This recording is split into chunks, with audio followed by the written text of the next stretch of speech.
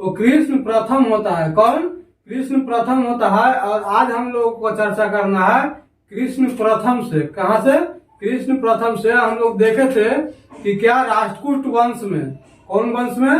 राष्ट्रकूट वंश में लगभग 15 राजाओं ने शासन किया था। कितने? 15 राजाओं ने शासन किया था।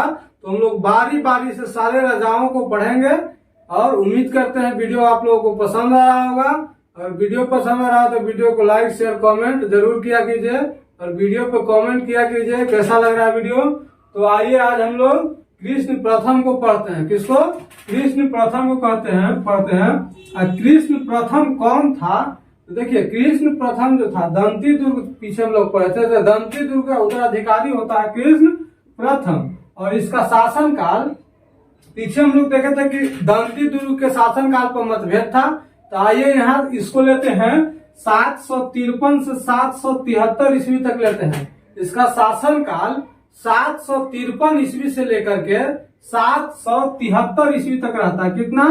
753 से लेकर के 773 ईस्वी तक कृष्ण प्रथम का शासन काल रहता है। किसका? कृष्ण प्रथम का शासन काल रहता है। अब पूछे क्वेश्चन की उपाधि क्या लिया था? तो ये भी परमेश्वर की उपाधि लिया था। पीछे हम लोग दंती दुर्ग को देखे थे। किसको? दंती दुर्ग को देखे थे कि वो भी परमेश्वर और महाराजा धीराज और परम भटारक की उपाधि लिया था। कौन?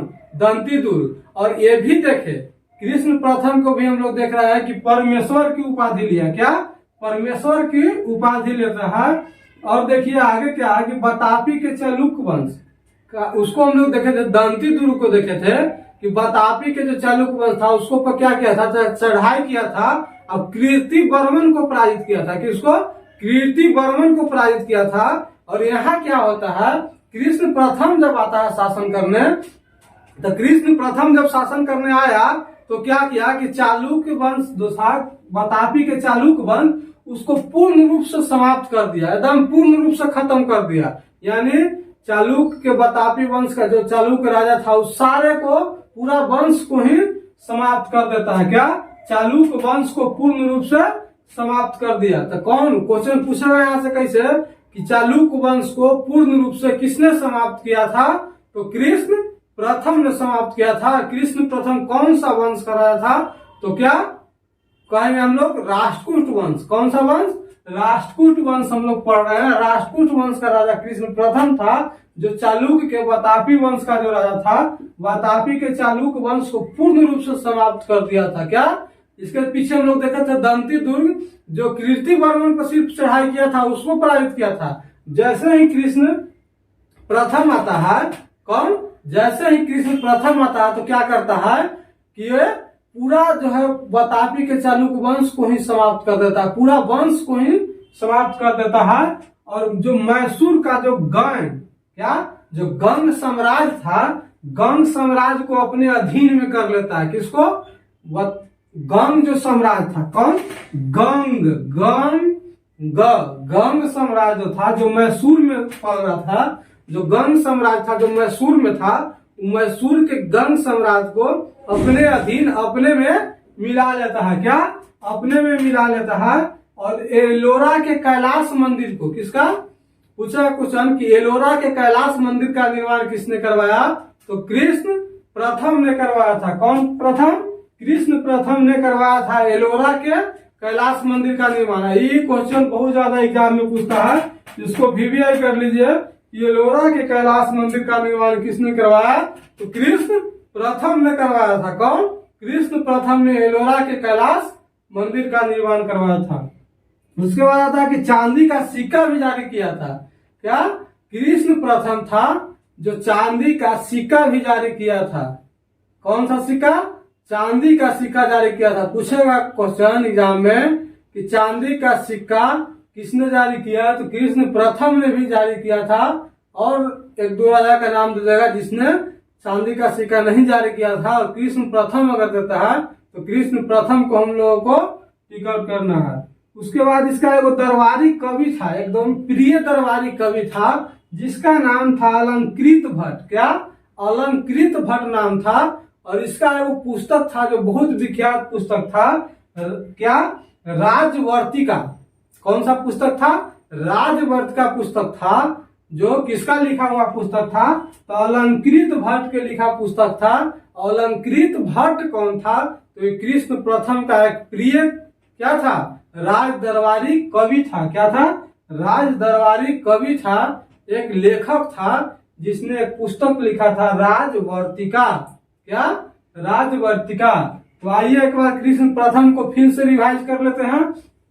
देखिए कृष्ण प्रथम जो है दंती दुर्ग का उत्तराधिकारी होता है और इसका शासनकाल 753 से लेकर के 773 ईस्वी तक रहता है। कब से कब तक, 753 से लेकर के 773 ईस्वी तक इसका शासनकाल रहता है। और ये परमेश्वर की उपाधि लेता है। किसका, परमेश्वर की उपाधि लेता है। पिछला शासक हम लोग दंती दुर्ग को भी देखे थे कि परम भटारक, परमेश्वर और महाराजाधिराज की उपाधि लिया था। कौन, दंती दुर्ग। और जैसे ही कृष्ण प्रथम बनता है ये भी एक उपाधि लेता है, परमेश्वर की उपाधि लेता है कृष्ण प्रथम। और ये क्या करता है कि दंती दुर्ग था जो बतापी के चालुक्य वंश था, उसका जो कीर्ति वर्मन राजा था उस पर चढ़ाई किया था और उसको पराजित किया था।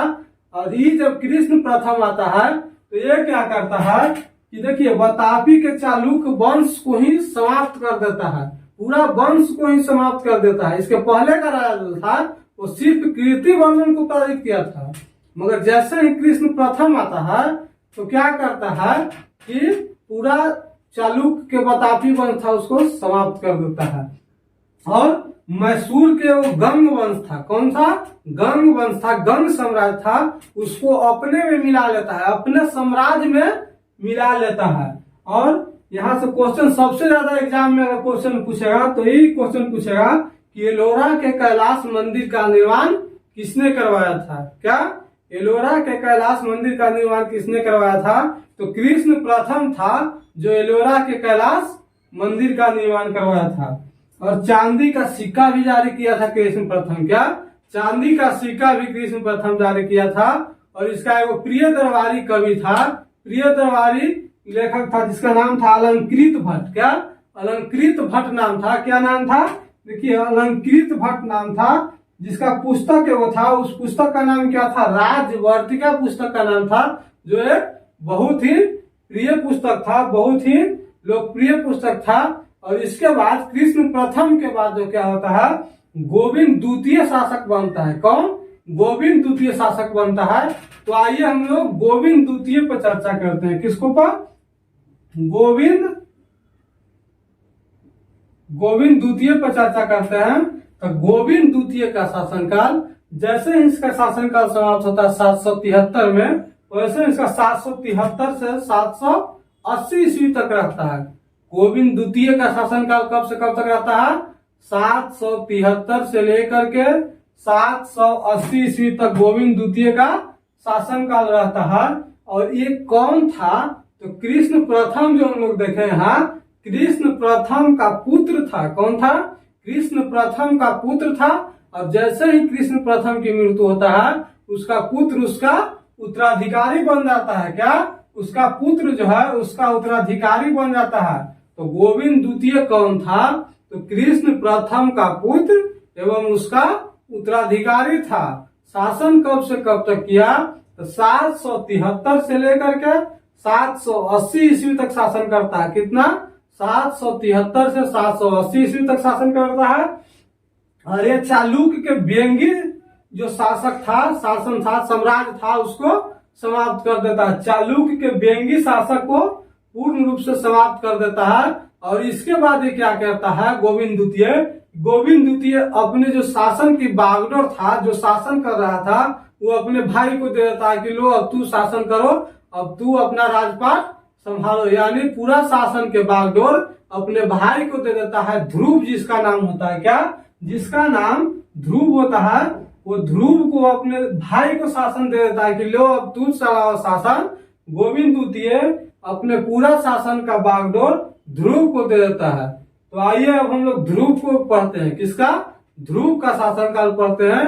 और ध्रुव कौन था, तो देखिए गोविंद द्वितीय का भाई था। क्या था, गोविंद द्वितीय का भाई एवं उसका उत्तराधिकारी था। क्या था, कि गोविंद द्वितीय का भाई एवं उसका उत्तराधिकारी कौन था, ध्रुव था। और इसका शासनकाल 80 से 93 रहता है। किसका? 780 ईस्वी से 793 ईस्वी तक ध्रुव का शासनकाल रहता है। ध्रुव कौन था? तो गोविंद द्वितीय का भाई था। क्या था? गोविंद द्वितीय का भाई था। गोविंद द्वितीय अपने बागडोर को, शासन के बागडोर को दे दिया ध्रुव को कि लो अब तू अपना शासन करो, अब हम नहीं शासन करेंगे, अब तू शासन चलाओ। तो यहाँ से हम लोग को ध्रुव को पढ़ना है। ध्रुव गोविंद द्वितीय का भाई था।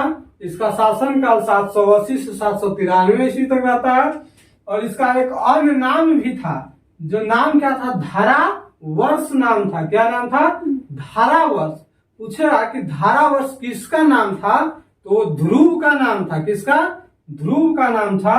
और इसका उल्लेख कहाँ मिलता है? तो धूलिया दान पत्र अभिलेख। क्या? धूलिया का दान पत्र अभिलेख था। किसका? धूलिया का दान पत्र अभिलेख से ध्रुव के अन्य नाम का चर्चा यानी अम नाम का पता चलता है। और इसमें क्या किया था कि त्रिपक्षीय युद्ध जो हुआ था, उस त्रिपक्षीय युद्ध में 4 राजाओं को पराजित किया था। कितने? 4 राजाओं को पराजित किया था। मतलब हम लोग को पढ़ना है 3 राजा ही है। क्या? 3 राजा ही है। तो देखिए, पल्लव वंश के राजा था दंती वर्मन। कौन? दंती वर्मन, उसको पराजित किया था। बेंगी के चालुक्य वंश के राजा विष्णुवर्धन फोर को पराजित किया था। क्या? विष्णुवर्धन फोर को पराजित किया था। और प्रतिहार वंश के राजा था वत्सराज। क्या? प्रतिहार वंश का राजा था वत्सराज, उसको पराजित किया था। पराजित किस लिए किया था? तो त्रिपक्षीय जो युद्ध हो रहा था, उस त्रिपक्षीय युद्ध में जीत ध्रुव को हुआ था। और उसी चारों राजाओं को पराजित किया था। एक और पाल वंश का राजा था, मगर उसको यहाँ नहीं देता है तो इसको नहीं पढ़ना है। पाल वंश के राजा को भी पराजित किया था, मगर पल्लव, बेंगी और प्रतिहार को हम लोगों को अच्छा से पढ़ना है। पल्लव, बेंगी, प्रतिहार के बारे में जानना है। इसको सब क्वेश्चन पूछता है, तो हम लोग इसको नोट डाउन कर दिए हैं। तो देखिए, पल्लव वंश के राजा दंती वर्मन, बेंगी वंश के चालुक्य वंश का राजा था कृष्ण वर्मन। क्या? कृष्णवर्धन फोर। और प्रतिहार वंश के राजा था वत्सराज। ये तीनों को पराजित किया था। और पराजित किया था त्रिपक्षीय युद्ध के चलते। क्या? त्रिपक्षीय युद्ध के चलते। और इसके आगे का राजा हम लोग अगला वीडियो में देखेंगे। क्या? इसके आगे का राजा हम लोग अगला वीडियो में देखेंगे। आइए एक बार गोविंद द्वितीय को फिर से रिवाइज कर लेते हैं। गोविंद द्वितीय कौन था? तो ये कृष्ण प्रथम का पुत्र एवं उसका उत्तराधिकारी था। और शासनकाल 773 से 780 ईस्वी तक था। और ये क्या किया था कि चालुक्य के जो बेंगी वंश था उसको समाप्त किया था। और उसको समाप्त करने के बाद क्या किया कि अपने शासन के बागडोर अपने भाई को सौंप दिया कि लो अब तू शासन करो। तो वो कौन था? तो वो ध्रुव को सौंपा था। किसको? ध्रुव को। तो आइए हम लोग ध्रुव के बारे में चर्चा कर लेते हैं। तो ध्रुव का शासनकाल 780 से 793 ईस्वी तक रहता है। और ये कौन था? तो ये क्या था कि गोविंद द्वितीय, इसके ऊपर हम लोग देखे हैं, गोविंद द्वितीय का भाई था। और इसका एक अन्य नाम भी था, जो नाम क्या था? धारावर्ष। क्या? धारावर्ष। और धारावर्ष का जो है क्या उल्लेख कहाँ मिलता है? तो धूलिया धान, क्या धूलिया का जो दान जो है दान पत्र अभिलेख, क्या धूलिया का दान पत्र अभिलेख से पता चलता है कि इसका एक अन्य नाम था धारावर्ष। और ये क्या करता है कि 4 राजाओं को पराजित करता है। इसको में पढ़ना सिर्फ हम लोग को 3 राजा ही है। तो 3 राजा कौन कौन था? पल्लव वंश के राजा दंती वर्मन, बेंगी के चालुक्य वंश विष्णुवर्धन फोर याद रखना है। अब प्रतिहार वंश के वत्सराज, किसको? वत्सराज को हराया था। जो त्रिपक्षीय युद्ध के चलते युद्ध हुआ था, त्रिपक्षीय युद्ध में ही ये तीनों राजाओं को हराया था। ऐसे क्वेश्चन एग्जाम में पूछ सकता है, इसके लिए जान लीजिए। एक पाल वंश के भी राजा था, उसको भी ये हराया था। तो उम्मीद करते हैं वीडियो पसंद आ रहा होगा आप लोगों को। अगर वीडियो पसंद आ रहा है तो वीडियो को लाइक, शेयर और चैनल को सब्सक्राइब जरूर कर लीजिए। जितना हो सके ज्यादा से ज्यादा वीडियो को शेयर कीजिए। धन्यवाद।